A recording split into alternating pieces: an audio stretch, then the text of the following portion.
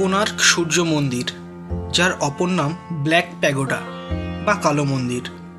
পুরী ভ্রমণের সাইট সিনে সবথেকে উল্লেখযোগ্য গন্তব্য হলো এই সূর্য মন্দির।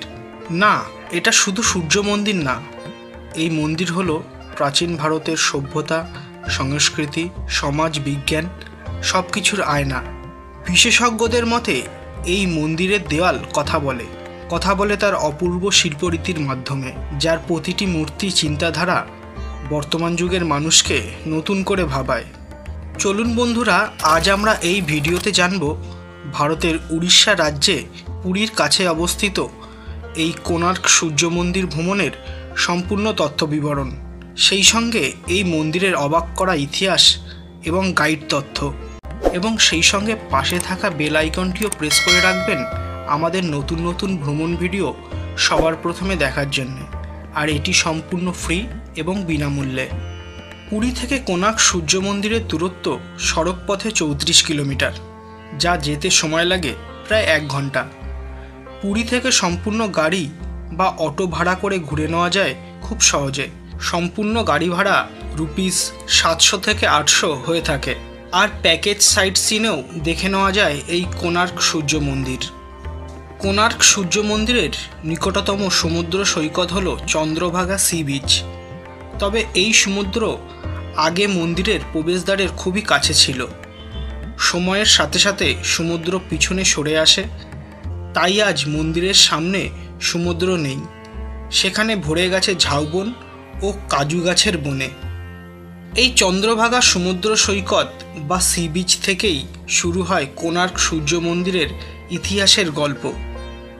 1238 সালে রাজা নরসিংহদেব সূর্যদেবের মহিমা প্রচারের জন্য তখনকার মিত্রাবনে, অর্থাৎ আজকের কোণারকের স্থানে সমুদ্রের ধারে ভগবান সূর্যের এই মন্দির তৈরি করান। 1200 কারিগর বিনা ছুটিতে, বিনা বেতনে, শুধুমাত্র 2 বেলা বিনামূল্যে খাবার বিনিময়ে 12 বছরে এই মন্দির তৈরি করে, যা তৈরি করতে খরচ হয় 12 বছরের রাজস্ব 40 কোটি স্বর্ণ মুদ্রা।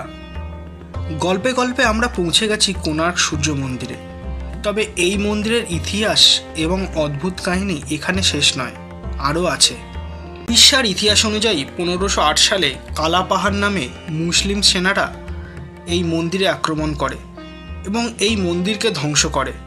এরপর 1626 সালে তৎকালীন রাজা নরসিমা দেব সূর্যদেবের মূল মূর্তিটি এখান থেকে সরিয়ে পুরীর মন্দিরে রাখেন।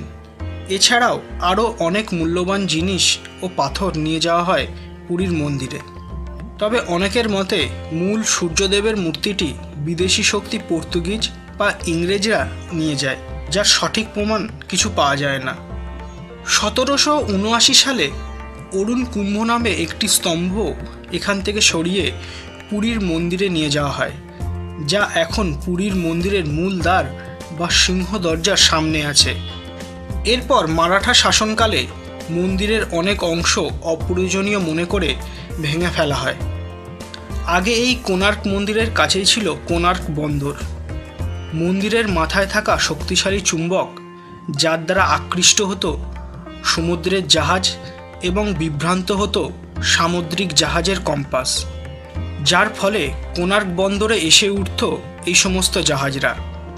এর ফলে পর্তুগিজ দস্যুরাও এসে উঠত এই বন্দরে এবং তারা মন্দিরের মূল্যবান জিনিস লুট করার সাথে সাথে মন্দিরের মাথায় থাকা শক্তিশালী চুম্বকটিও নষ্ট করে দেয়, যাতে ভবিষ্যতে এখান থেকে যাওয়ার সময় সমুদ্র যাত্রায় তাদের কম্পাসের কোনো অসুবিধা না হয়।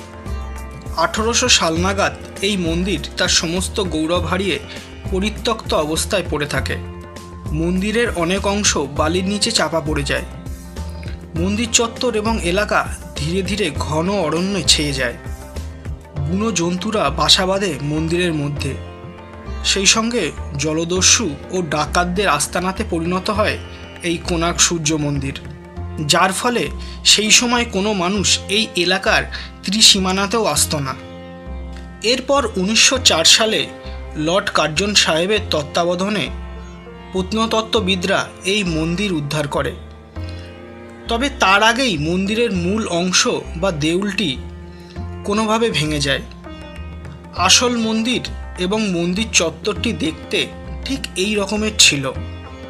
বর্তমানে আমরা যে অংশটি দেখি তা হলো মূল মন্দির বা দেউলের সামনের অংশ জগমোহন বা প্রার্থনা মন্দির।